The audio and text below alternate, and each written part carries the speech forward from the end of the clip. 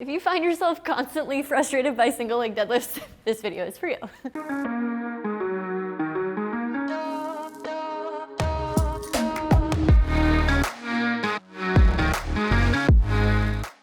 What's up, Achievers? Lauren Pack here, and today I want to walk you through the single leg deadlift and how you can go through some progressions to make it feel a lot less frustrating and a lot more in your control. So the single leg deadlift is a deadlift on one leg. And so the first thing to start with is practicing deadlifts. If you haven't practiced a simple hip hinge movement, either a kettlebell deadlift or an RDL, you're gonna have a hard time going right into a single leg deadlift because you're just not gonna know where to send your hips, how much to bend your knees. All of that stuff kind of feels confusing and overwhelming, especially when there's a whole balance component to it as well. So my first recommendation is to start with an RDL. That's gonna be the most similar pattern to a single leg deadlift. So I'm going to show you what the RDL looks like. All right, so the RDL or Romanian deadlift is going to look like this. You're going to grab two weights.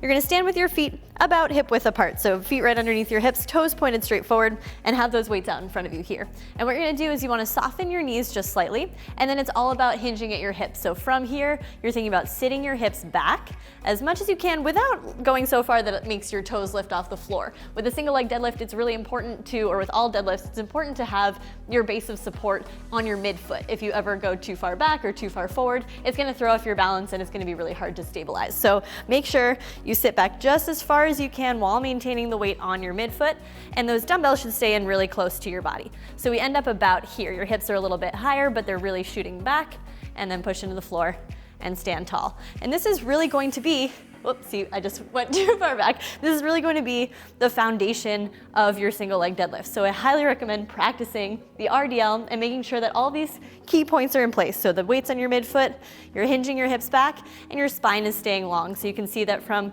the crown of my head to my tailbone is a pretty straight line with natural curves in my lower back. And then I push up and stand nice and tall. And what you'll see is if I get to the bottom of that position and I just swing one leg back, I'm at the bottom of my single leg deadlift. All right, so it should be very much mimicking the single leg deadlift, but on two legs. All right, so once you've gotten good practice with the two-legged RDL, we're gonna go into a staggered stance. A lot of times people jump right from, I'm comfortable with deadlifts, I'm gonna go right into a single leg deadlift. But going from here to here, there's a lot of steps in between, and really if you do that right away, you're gonna find yourself trying to figure out your balance, trying to figure out your weight distribution. It also requires a lot of flexibility. There's just a lot of things involved, and so instead of jumping right from point A to point Z, we have some steps in the middle to make that transition a little bit easier. So the first one is gonna be a staggered stance RDL. So what you're gonna do is set up just like you would for your RDL, and then you're gonna take, we'll say in this case your left foot, you're gonna place your ball of your foot right by your heel. All right, so you're elevating your left heel off the floor, and you're kind of just in line with your heel here. All right, so we don't want it to be way out to the side or way behind you, really in close. And what you're doing here is just unloading this leg, but using it as a little bit of a kickstand, so just a little bit of balance for you. And then from there, we're gonna do the exact same movement pattern we were doing previously, sending those hips back, pushing into the floor with that right foot. So now your right foot is your working leg, but you have a balance component here with this other foot to keep you feeling a little bit more controlled.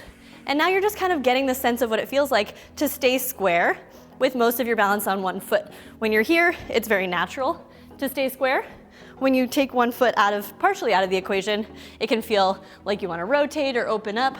So you have to kind of fight that urge by maintaining your shoulders square to the ground and pushing nice and tall. All right.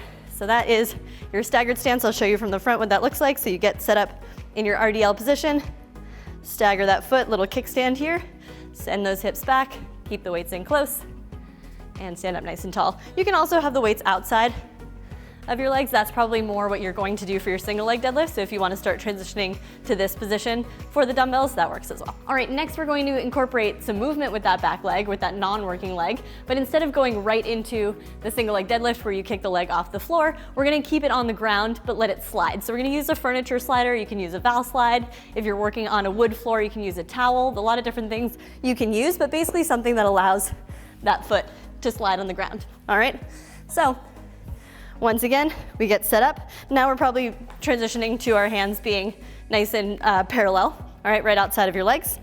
And then from here, we start in that kickstand position. So you already know how to get into your kickstand position.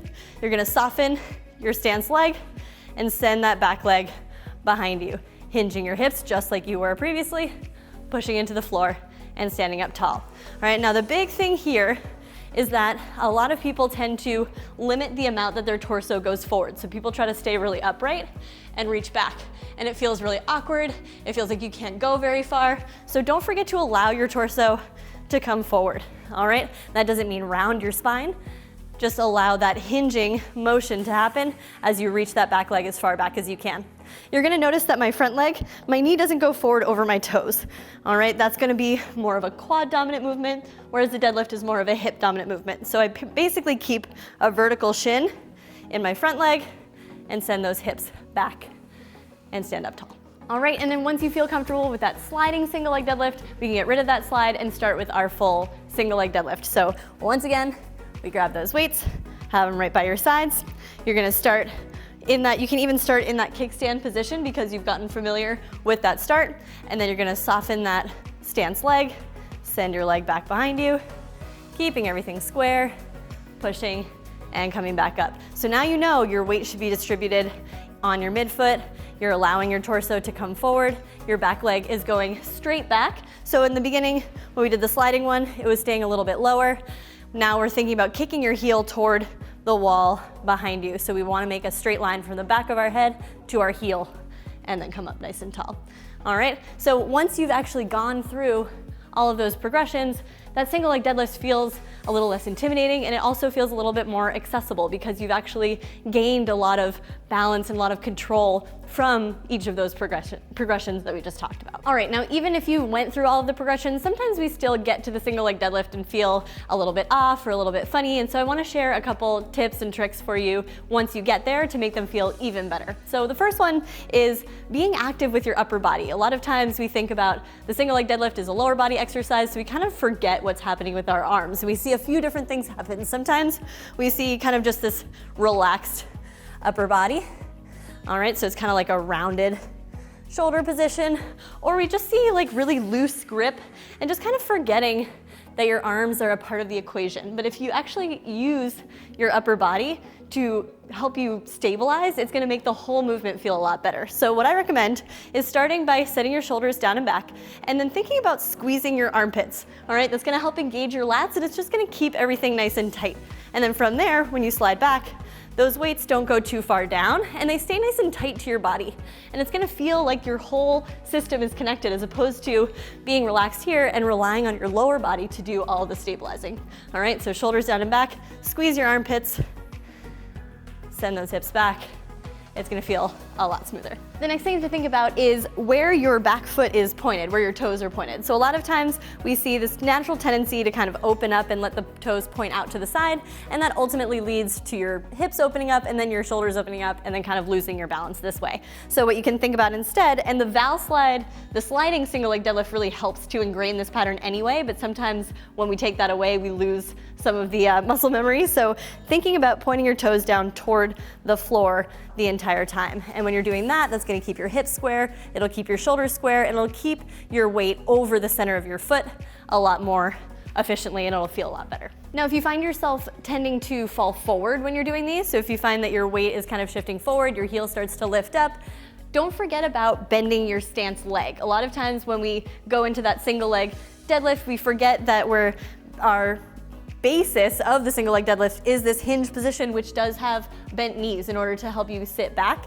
And so we're getting into that same position with your leg behind you. But oftentimes when we go right into that single leg deadlift, we kind of end up with this straight leg, weight out in front of you, and we fall forward. So just don't forget to make sure you soften that leg before hinging back. That's gonna really set you up for a better hinge and a lot more balance.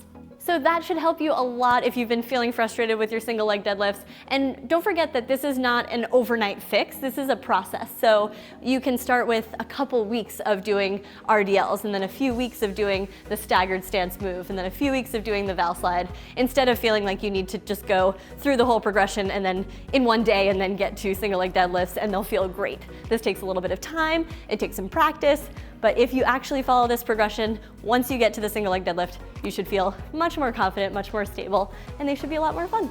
I hope you liked this video. If it helped you out in any way, hit that like button, hit the subscribe button, hit the bell, and make sure that you tune in to all of our new YouTube videos to come. We're excited to be on this platform, and if you have any new video ideas for us, things that you would like to see, make sure you leave them in the comments. And until next time, sweat out, happiness in.